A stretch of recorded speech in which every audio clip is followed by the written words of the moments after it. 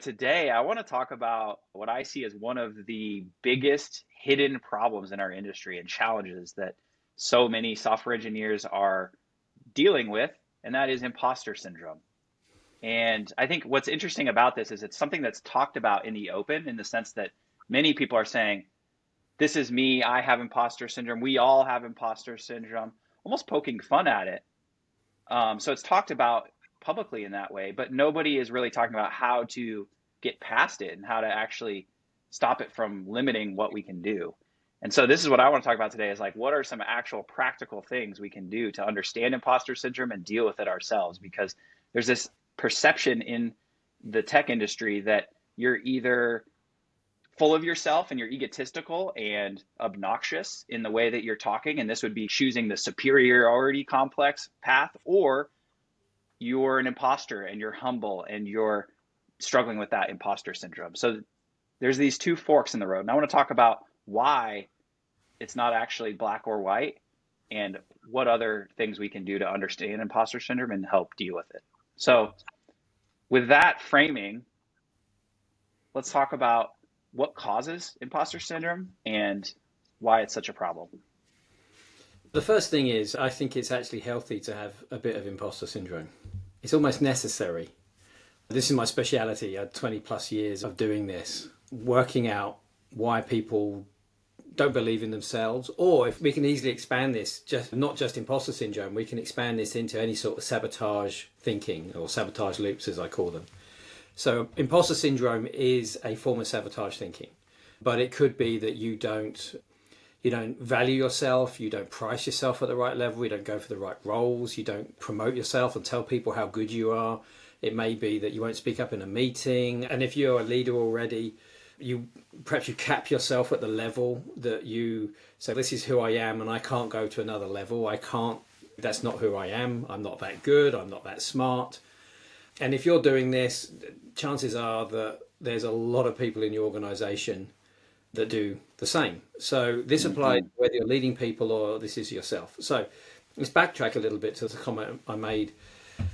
I think everyone should have a bit of imposter syndrome, because a little bit of imposter syndrome or self-doubt, or can I do this, or am I ready for this new role, or am I smart enough to do this, is a good healthy check to make sure you don't get carried away with your cunning plan.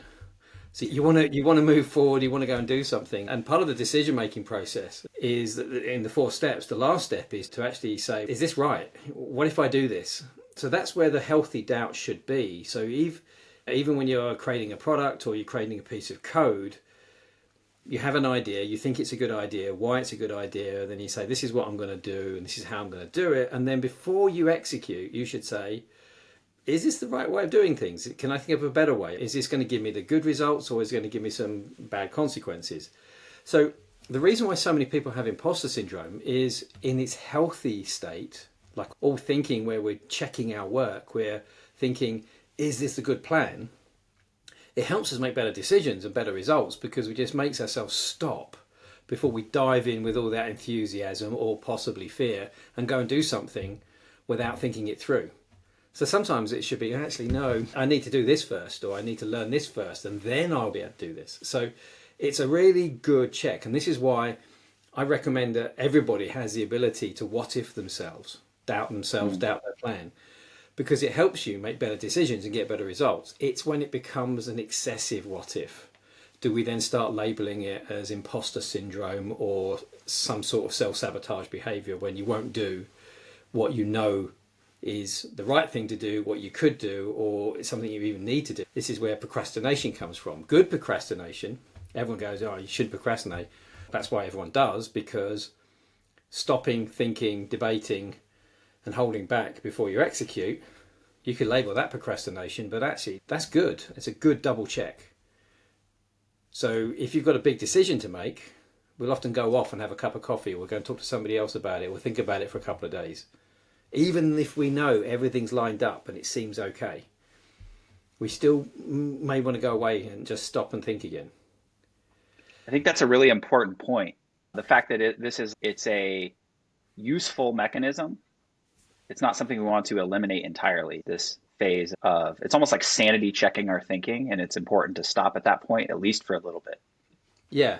And that's why we all, I believe, should have a bit of imposter syndrome when we want to do something new and different, or even if it's not about us, it's how should I spend my money, or should I change my job, or so it's the people who don't do that who tend to dive in without thinking.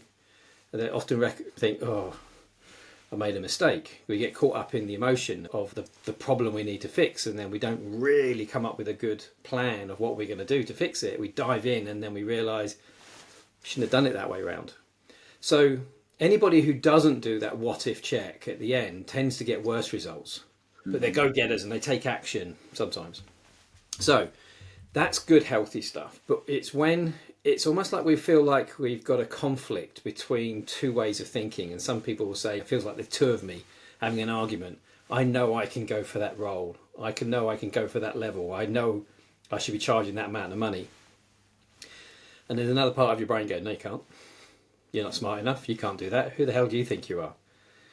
And what you've got, and this is where it becomes out of proportion, is you have a part of your thinking that says, I'm going to be in charge of your career.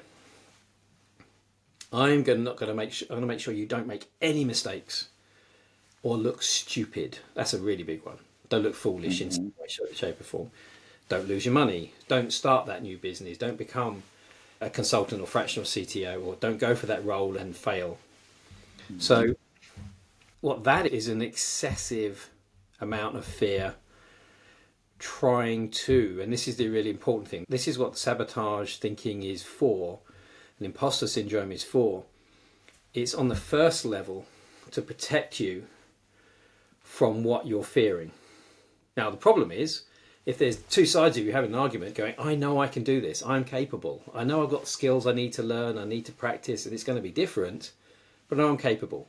You've done a sensible what if, you have that ambition, and you think, yeah, I can do this, I can make this happen, I can grow into this role, I can learn and I'll get better at it. So you've got your ambition, you've got your motivation, you know what you want to do, you know where you need to improve, and you know what you're good at, you can bring to the role.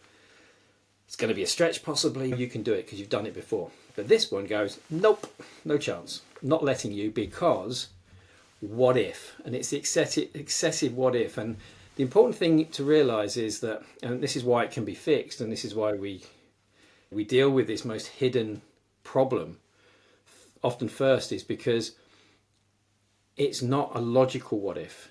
It's a fear of how will we look stupid, because, and often it comes down to many years ago, you felt stupid because you did something that embarrassed you, or someone had a go at you, or you failed at something, or someone told you off. And 99% of the time, what holds people back from doing what they really could do is something from their dim and distant past where they had such an unpleasant experience, which they may not remember now, 10, 15, 20, 30 years, 40 years later, but it's still driving their thinking around, let's not have that again because it was horrible. So I realised I was doing that. I was under promoting myself, because when I was 5 years old, I had a really weird, horrible experience when I was 5, and I got shouted at for something I actually didn't do. And for years, I just didn't want to put myself in a position where I could be shouted at and humiliated.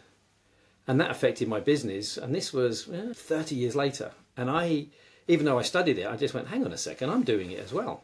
I was one of the 40% of people who have this as a chronic problem.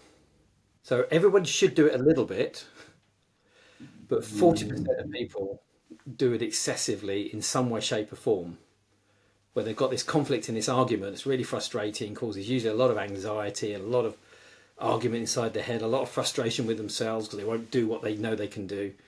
But this is such a powerful mechanism. It says, I'm just going to protect you from whatever it thinks it needs you need to be protected from. That was a bit of a monologue, wasn't it? No, I'm just like now thinking about my own cases of this throughout my career. It makes so much sense. And I'm thinking about now how I've had almost like different levels of it. as I reached a new level in my career, I would feel that. Or as I was preparing to reach a new level in my career, I would feel that again. And so there were times when it became a ceiling to my career because I felt it and then wanted to stay at that level at Yeah. that time. It felt too uncomfortable. And so one thing I'm thinking of is when I was first getting into coding, just writing code, period, because I was self-taught. I didn't study computer science or go to a coding boot camp. And so that was when I first started to feel that feeling. And if I hadn't pushed past that point of what ifing, I would have probably never gotten to the field to begin with. And then I felt it again later in my career when I was going from a big company to a startup, saying, do I have what it takes to take a company from nothing to something? I know I can do it in a bigger company. Can I do that when there isn't the comforts of a big company or a big company to help in a startup? And so I had that same doubts. Same thing when I went from an IC to becoming a first-time manager. Same thing again as I stepped into the fractional CTO role. And this makes so much sense in my own experience in my career. And I'm just thinking if I hadn't pushed past that, what the consequences would have been financially, career growth wise, all kinds of things. We wouldn't even be talking. You and I today would not be talking if I hadn't managed that. And living with a huge amount of frustration because, like I said, it feels to most people like they've got an argument in their head. There's two sides and they're arguing with themselves and they're getting really frustrated because they know they are capable and they want to achieve more. They have ambition. So they're, as people call it, they're in their comfort zone. They're not in their comfort zone really because they're in their discomfort zone because they're going, I'm ready for something new. I've outgrown this. As we had one of the people on the program, they've done a major shift from being a senior engineer into a different role. And they're ready. They want to do it. They've got all the experience. It means they can do this very different role. But it is different. It is new. It is sometimes a little bit scary. But the other thing is also it's exciting. It's where the rewards are. So people talk about comfort zones, but actually what people do is the sabotage thinking wants to keep you in the comfort zone of I'm just going to protect you from whatever thing that you're scared of. And everybody knows this is the other thing because people think, I don't really know why I'm doing it. I know, but I don't. But it has to be inside your head because it is a process of thinking. It is a code. It's in there. Because if it wasn't in there, triggering you, changing your behaviours and making you feel all these emotions, if it's not in there, you wouldn't be triggering anything. So that's what makes it so easy to fix because it's in there, even if you consciously don't know what it is.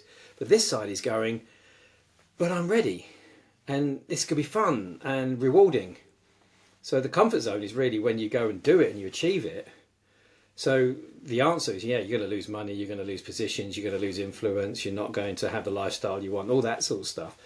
But the other thing you would be stuck in is a lot of frustration with yourself. Yeah. Because you have that desire, but then you're driving with the brake on quite severely. And that's the bit that people don't really understand. It's the freedom to think and be themselves, which then has a whole cascade of positive effects. But and the important thing is, this is an overprotective mechanism. It's nuclear.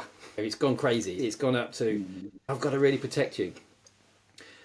But it doesn't mean that you're going to be reckless, because this is still going to be doing the healthy what-ifing on your plan.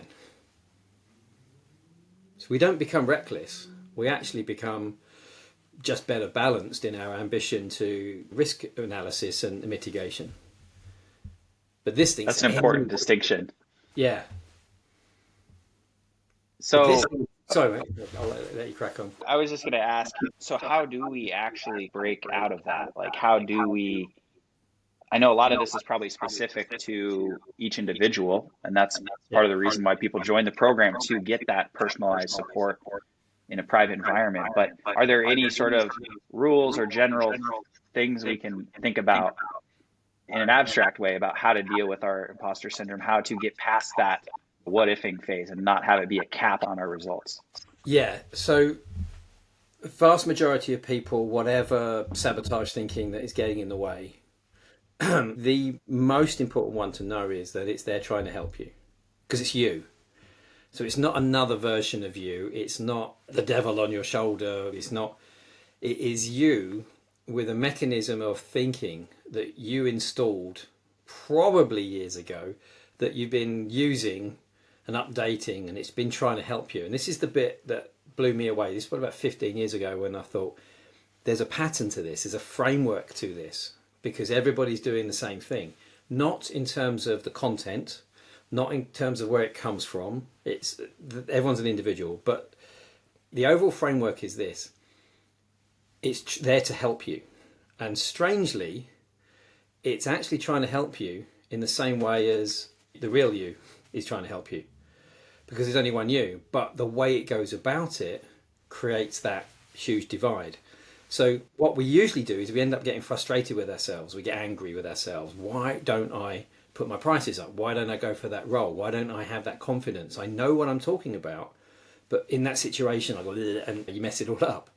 That's because this has taken over and said, no, I want to protect you from whatever it is that you're individually worried about, looking stupid, making a mistake, jeopardizing your family, their income, whatever you've created in your head as being important. Because it's so important and powerful, you get a load of emotion, usually fear, anxiety about doing something. But the important thing to realize is that's only the bottom level. So the easiest way to think about this is when you cross a road, you're meant to have a little bit of fear that makes you say, hey, I'm important. Let's just check. Is there a car coming that could hit me and kill me, damage me? So we're meant to have that fear. This is when I push back on people calling these negative emotions. Fear is not a negative emotion, but if you're using it in the right time and the right place, it's very valuable. It helps you stop and go, pay attention, this is a road. But once you cross the road, what happens to the emotion? Fear goes away because you don't need it anymore because you crossed the road. So what happens is with any sort of sabotage thinking, it tends to loop. What could go wrong?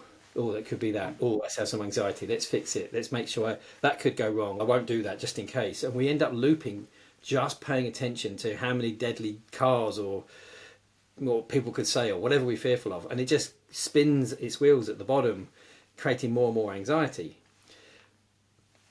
But if you broke through that cycle and actually crossed the road, all that goes away and you are then crossing the road to go and do the thing you actually want to go and do.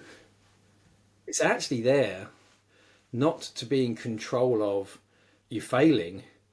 It's a loop that it doesn't get broken, but the purpose of not failing is to then succeed, to be successful, to get the job, to be happy, get the income. So actually it wants exactly the same as what you do, but this just has a better, easier, quicker, more balanced way of achieving it, a better plan. This is just accidentally created a really bad plan by mistake trying to help you. So it's an accident of thinking.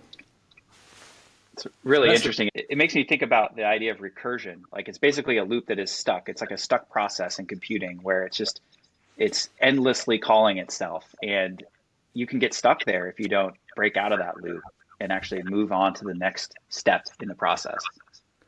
Yeah, and that's exactly what happens. So as soon as you break out that loop, and that typically takes an hour and a half to find why that loop is, but also everything that's attached to that. I can guarantee that in the first hour and a half. And it's, is that what I'm doing it for? And as soon as then you can decide, is it a good process or not? As someone said this week, that sounds miraculous. Not really, because you're doing it because it's inside your head. I'm just very good at helping you uncover what it is you're doing. So the most important thing is to ask yourself, what's the benefit of doubting yourself excessively or having imposter syndrome? What's it trying to do for you? But to keep asking that question, so it kicks you out the loop and then you find out all the things that it's trying to help you with, but ultimately will be, I guarantee you, to help you be successful, feel good about yourself, be proud of yourself. Guarantee it. 100% everybody, no matter how damaging the behavior is down here. So the first thing is actually to be curious about how you're trying to help yourself, but it's just a process that will never work properly. It's just a bad bit of programming. That's the first thing. Go on, do you want to comment? Because before I go on. I was just going to say, it's just your comments about almost being surprising or unbelievable about what it is that's causing overactive imposter syndrome. And it's just like with code, like sometimes when you're debugging, it can be almost mind-blowing how simple the problem was. Like it's just one little rock in the gear is stuck in the gear and it's not able to turn. And so Yeah. we see the same thing, and we can understand that because we understand the technical side so deeply. It makes sense. And so the same concept applies, where it can seem almost surprising how simple or old the problem could be, but it's actually just, it is causing that cascading bug of problems. So Yeah. very similar to how it works with code. Oh, it's exactly the same. And I never know what it's going to be, but they do. And they go, I don't really know. And once we've gone through it, they go, yeah, that sort of makes sense now. So they do know because it's you. Being curious about it and non-judgmental is the first thing, because usually we've beaten ourselves up and had a go at ourselves about it so much and we're frustrated with ourselves. But actually the thing that overcomes it is anger, the emotion of anger, which may surprise a few people. So when people reach out and say, I've got this problem, I don't know what to do about it, and I say, okay, I can help you with that, and they're like, oh phew, but what got them on the phone was they go, I've had enough, I'm fed up with myself, I know I should be at this level, I know my income should be this, I know I should have more influence at the table. They know that they're undershooting themselves, and they're so frustrated that frustration overcomes the fear enough just to be able to pick up the phone and have the conversation. And we just explain the mechanics of it, and they go, that makes sense, so let's do it. So that fear of that loop doesn't want to be fixed, doesn't want to be, or turned off, as I say, be debugged, because it's trying to help. So when you then say, I'm going to go for this new role, I want to put my fees up, or whatever it happens to be, this wakes up and goes, no, you can't, and it wakes it up.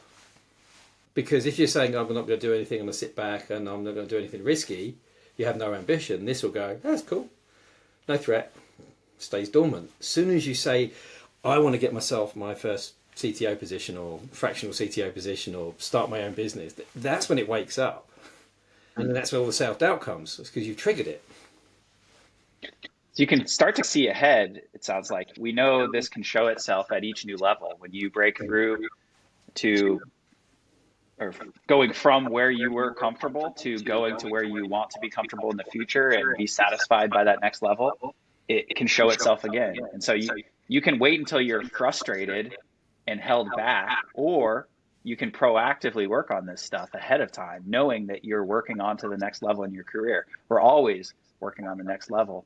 And so you don't have to wait till you reach this level of frustration, all that to say. Usually what happens is once you've dealt with this once properly, if an echo or ghost of the program comes back up when 6 months, 2 years later, you'll recognize it and you go, oh, okay, yeah, sure, go away, turn it back off again. It's not you know what to do. You know what to do, and it's much easier. You don't have to go and dive in the same way, because the human brain has a lot of learnt processes within it. And the easiest example of that is you learn to ride a bike when you were how old? How old are you when you learn to ride your bike first time? 5, 6, something like that. No, 5, 6. Okay, so you can't even actually consciously remember 5, 6. Consciously, you don't know. Unconsciously, you know you can ride a bike. So the thing is, it's in there. Next time you get on a bike, you turn it on. You don't turn on the front crawl stroke that you learned probably around the same sort of time, because that's appropriate for being in the swimming pool or in the sea. You're on a bike, so you turn that process on. We do this all of the time. It's like, okay, I think it's a really good time now to do my bike riding process, which I learnt years ago, which I've adapted to different bikes, different sizes, different terrains over the years, but you've learned how to do it, and it's in there waiting to be turned on. And you're happy to turn it on because it's the most appropriate process.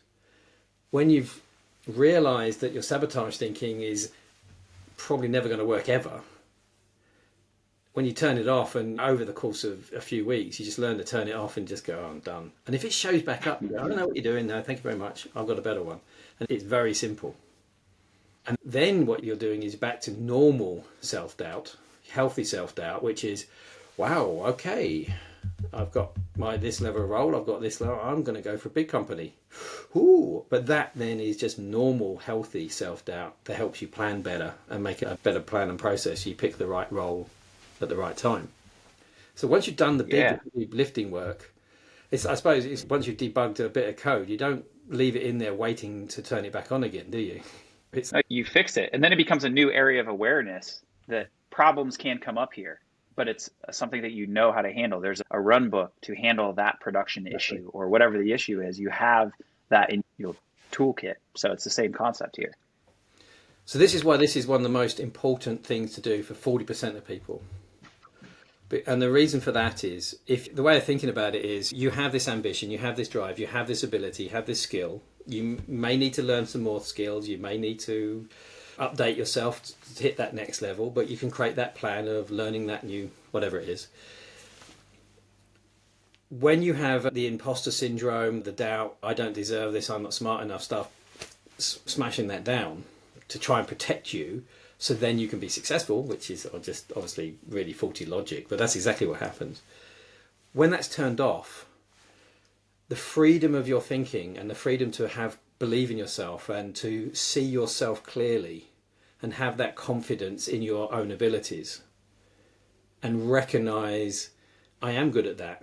And as you said, I'm the imposter or I'm the arrogant idiot who's just, as you said right at the very beginning with that diagram, you had that confidence that no, I am good at this. And I have the evidence to prove it. And other people have said you're good. And this is often what happens is when I'm talking to people, I hear the truth coming out of them.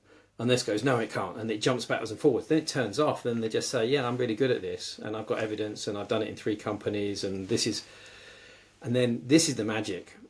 When you believe in yourself, truthfully, not arrogantly, not humbly, just the truth, your perception of your own value becomes more accurate. Your goals become more accurate. They tend to become bigger. You tend to be more sure of them. And most importantly, they tend to be your own. So you're not trying to prove anything to anybody else. You're not trying to show anybody you're good enough. You just say, this is what I want to do. And this is where I am on the plan. And this is what I can do. And this is what I need to improve on. And it's just confident honesty with yourself, really.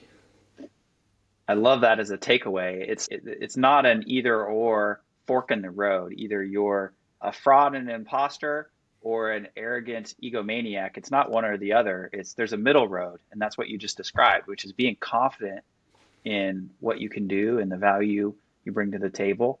Also being sure of yourself and sanity checking before you make any big changes. So that's the process running as expected.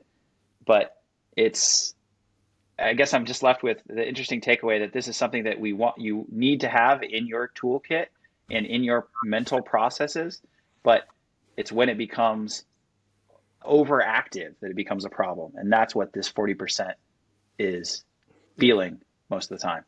And I was in that 40% and I didn't realize it because I was very good at organizing and managing my way around things and justifying things to me. But actually, they went, hang on a second, I'm doing exactly the same thing on this topic. Oops.